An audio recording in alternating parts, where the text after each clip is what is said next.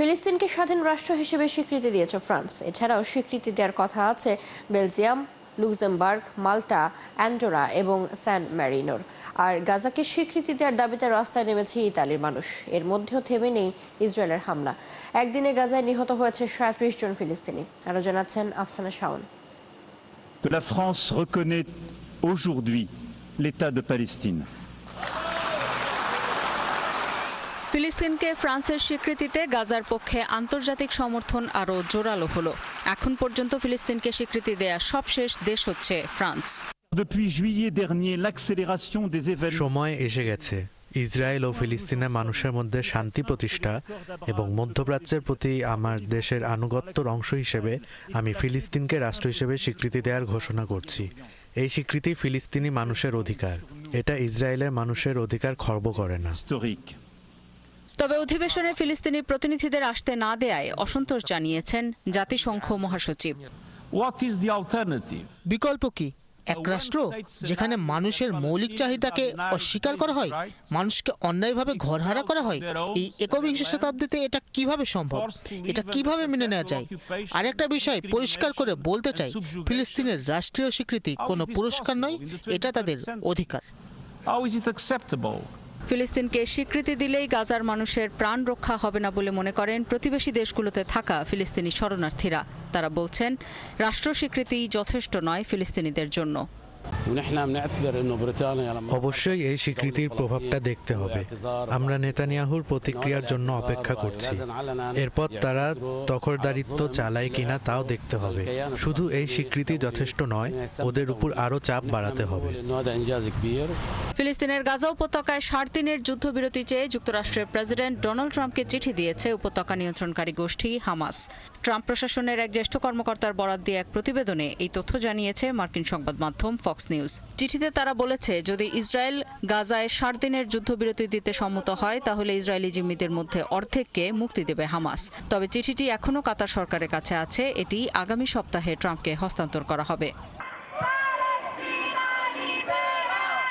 এদিকে গাজায় জাতিগত নিধন বন্ধে ইসরায়েলকে চাপ এবং ফিলিস্তিনকে স্বীকৃতি দিতে সোমবার ইতালির রাজধানী রোম সহ দেশটির কয়েকটি বড় শহরে ২.৫ লাখেরও বেশি মানুষ বিক্ষোভ করেছেন।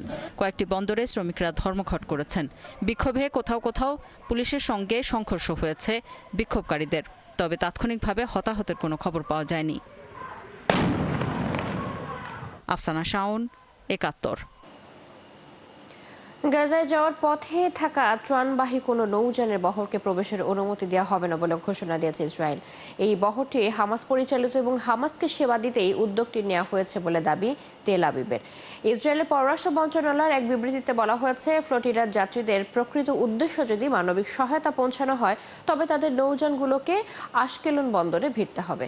সেখান থেকে সমন্বিতভাবে দ্রুত গাজায় সাহায্য পাঠানো হবে। অন্যদিকে গ্লোবাল সুমুদ ফ্লোটিলা আয়োজকদের ওয়েবসাইটে বলা হয়েছে, এটি সাধারণ মানুষ, মানবাধিকার কর্মী, চিকিৎসক, শিল্পী, ধর্মীয় নেতৃবৃন্দ, আইনজীবী ও নাবিকদের একটি জোট। তাদের দাবি, ইসরায়েলের অবৈধ অবরোধ ভাঙতেই এই উদ্যোগ। আয়োজকদের ভাষ্য অনুযায়ী বর্তমানে ৫১টি ত্রাণবাহী নৌযান গাজামুখী।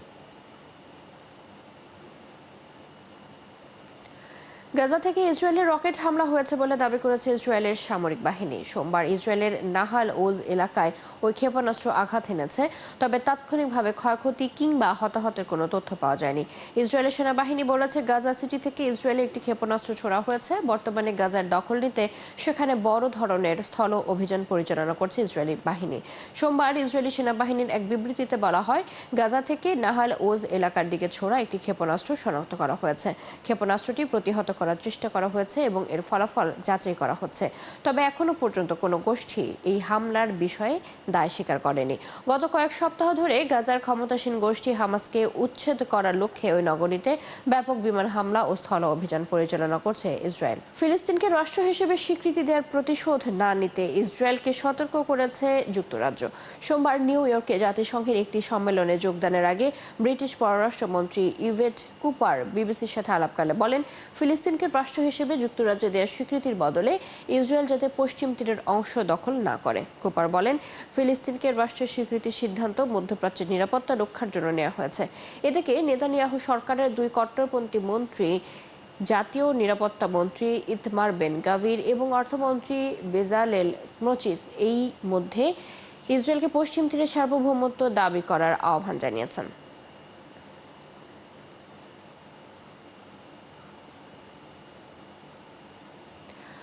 যুক্তরাজ্য, কানাডা ও অস্ট্রেলিয়ার মতো ইসরায়েলের ঘনিষ্ঠ মিত্র দেশগুলো ফিলিস্তিনকে আনুষ্ঠানিকভাবে রাষ্ট্র হিসেবে স্বীকৃতি দিয়েছে।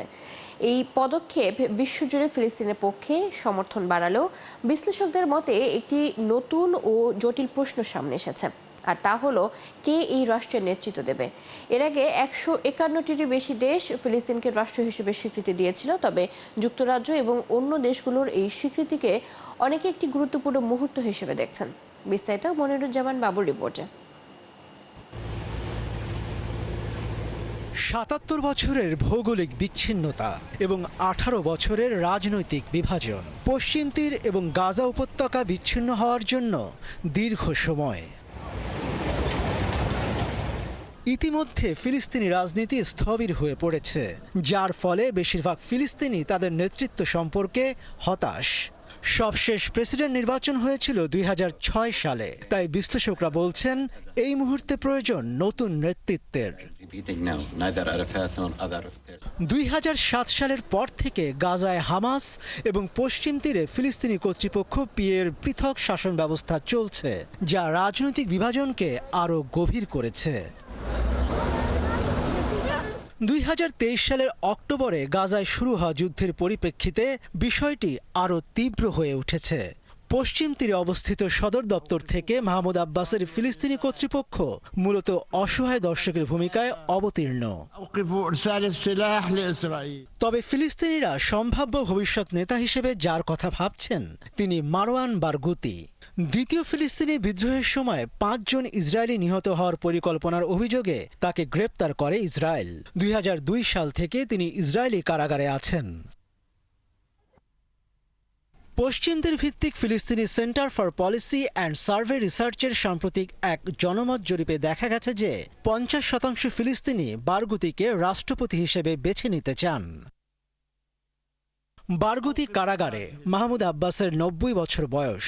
হামাস প্রায় ধ্বংসপ্রাপ্ত এবং পশ্চিম তীর কয়েক টুকরো হওয়ায় এটা স্পষ্ট যে ফিলিস্তিনের নেতৃত্ব এবং সংহতির অভাব রয়েছে। কিন্তু এর অর্থ এই নয় যে আন্তর্জাতিক স্বীকৃতি অর্থহীন। কাগজে কলমে ফিলিস্তিনি রাষ্ট্র বলে কিছু নেই, তবে রাষ্ট্র হিসেবে বহু দেশ এই ভূখণ্ডকে আন্তর্জাতিক স্বীকৃতি দিয়েছে। মনিরুজ্জামান বাবু, 71। সরকার বিরোধী বিক্ষোভে উত্তাল ব্রাজিল, পেরু ও ফিলিপাইন। ব্রাজিলে পার্লামেন্টে প্রস্তাবিত বিতর্কিত অ্যামনেস্টি বিলের প্রতিবাদে বিক্ষোভ করেছে হাজার হাজার মানুষ। অন্যদিকে পেরুতে বিক্ষোভকারীরা রাস্তায় নেমে আসলে সংঘর্ষ বাধে পুলিশের সাথে। এ সময় আহত হয় অন্তত 18 জন। আর ফিলিপাইনে দুর্নীতি বিরোধী বিক্ষোভে পুলিশ ও বিক্ষোভকারীদের সংঘর্ষের পর 200 জনের বেশি মানুষকে গ্রেপ্তার করেছে দেশটির পুলিশ। বিস্তারিত শারমিন স্বপ্না রিপোর্টে। বিক্ষোভে উত্তাল লাতিন আমেরিকার দেশ Brazil. Rio de Janeiro, Sao Paulo ও ব্রাসিলিয়ার সড়কে প্রতিবাদের জন্য জড়ো হন হাজার হাজার মানুষ। বিতর্কিত অ্যামনেস্টি বিল সংসদে পাশ হলে শাস্তি মওকুফ হতে পারে ব্রাজিলে অভ্যুত্থানের ষড়যন্ত্রের অভিযোগে আটক সাবেক প্রেসিডেন্ট জেইর বলসোনারোর। এরই জেরে বিক্ষোভে ফেটে পড়ে দেশটির নাগরিকরা। বিলের প্রতিবাদে রবিবার বিক্ষোভ মিছিলের আয়োজন করে দেশটির বামপন্থী ও শিল্পী গোষ্ঠীর সদস্যরা। সাও পাওলো ও ব্রাসিলিয়ার পাশাপাশি রাজধানী রিওর অন্তত 22 এলাকায় বিস্তৃত হয় বিশাল এ প্রতিবাদ সমাবেশ। এদিকে রবিবারও সরকার বিরোধী বিক্ষোভে উত্তাল হয়ে ওঠে লাতিন আমেরিকার দেশ পেরু। শত শত বিক্ষোভকারী রাস্তায় নেমে আসে। এ সময় সংঘর্ষে পুলিশ কর্মকর্তা ও সাংবাদিক সহ অন্তত 18 জন আহত হয়।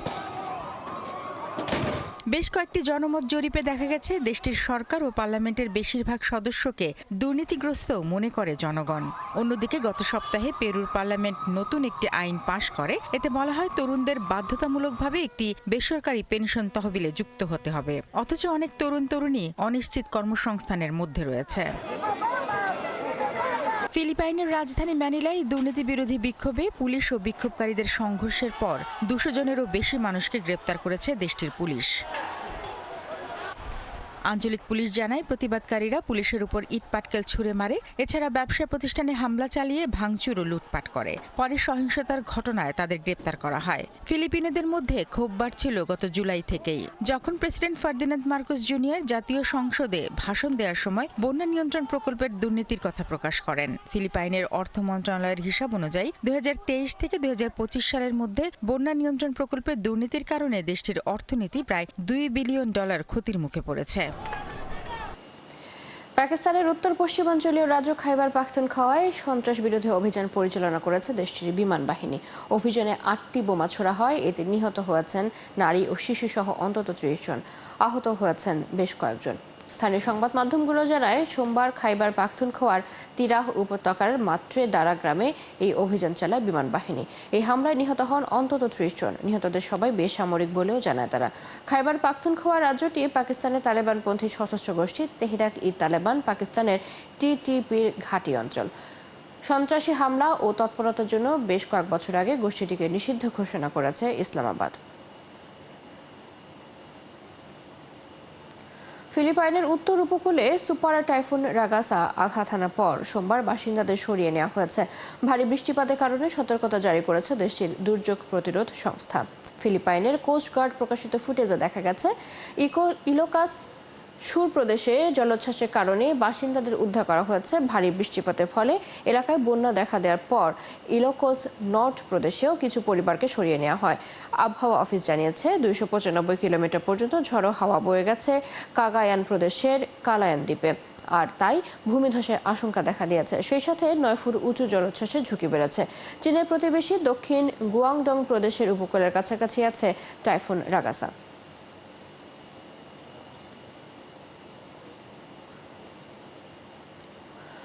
যুক্তরাষ্ট্রের নতুন ভিসা ফি নিয়ে যখন আতঙ্ক ও বিভ্রান্তি ছড়িয়েছে, তখন চীন মেধাবী বিদেশিদের জন্য নতুন ভিসা নীতি কার্যকর করতে চলেছে। বিদেশি মেধা টানতে সচেষ্ট হচ্ছে যুক্তরাজ্য। মেধাবীদের জন্য ভিসা ফি তুলে নেওয়ার কথা ভাবছে এই দুই দেশ। 1 অক্টোবর থেকে নতুন কে ভিসা কার্যকর করতে চলেছে চীন। চীনের কে ভিসা যোগ্য তরুণ বিজ্ঞান ও প্রযুক্তি পেশাজীবীদের জন্য উন্মুক্ত থাকবে। এদিকে সারা বিশ্ব থেকে উচ্চ মেধাবী ও দক্ষদের আকর্ষণ করতে গ্লোবাল ট্যালেন্ট ভিসার ফি কমানো কিংবা পুরোপুরি বাতিল করার উদ্যোগ নিতে যাচ্ছে যুক্তরাজ্য। সেই সাথে ভিসা প্রক্রিয়া আরও সহজ করার পরিকল্পনার কথাও ভাবছে কিয়ার স্টারমারের সরকার। বর্তমানে যুক্তরাজ্যে গ্লোবাল ট্যালেন্ট ভিসার খরচ তুলনামূলক কম। একজনের জন্য 766 ইউরো ও স্বাস্থ্যসেবার জন্য অতিরিক্ত 1035 ইউরো। তবে নতুন প্রস্তাব বাস্তবায়িত হলে এই অর্থ পরিশোধের প্রয়োজন হবে না।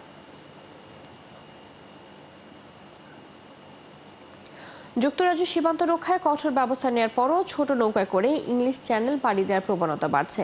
একদিনে 1072 জন অভিবাসী যুক্তরাজ্যে পৌঁছেছেন। ব্রিটিশ স্বরাষ্ট্র মন্ত্রণালয় বলেছে 13টি ছোট নৌকায় করে অভিবাসীরা ফ্রান্সের উত্তর উপকূল থেকে যাত্রা শুরু করেছিলেন। তাদের সবাই যুক্তরাজ্যে ঢুকেছেন। এদিকে ফ্রান্স যুক্তরাজ্য অভিবাসন চুক্তির আওতায় 1 in 1 out নীতিতে এরই মধ্যে 3 জন অভিবাসীকে ফ্রান্সে ফেরত পাঠানো হয়েছে। বিনিময়ে খুব শিগগিরই ফ্রান্স থেকে বৈধ আবেদনকারীদের যুক্তরাজ্যে নেওয়া হবে বলে জানানো হয়েছে। চলতি বছর এখনো পর্যন্ত 30,000-এরও বেশি অভিবাসী ইংলিশ চ্যানেল পাড়ি দিয়ে যুক্তরাজ্যে পৌঁছেছেন। এই সংখ্যা গত বছরের একই সময়ের তুলনায় 37 ভাগ বেশি। ডেনমার্কের আকাশে ড্রোন দেখা দেওয়ার পর কোপেনহেগেন বিমানবন্দর বন্ধ করে দিয়েছে কর্তৃপক্ষ। এতে প্রায় 15টি ফ্লাইট অন্যান্য বিমানবন্দরে জরুরি অবতরণ করতে বাধ্য হয়েছে বলে জানিয়েছে পুলিশ ও বিমানবন্দর কর্তৃপক্ষ।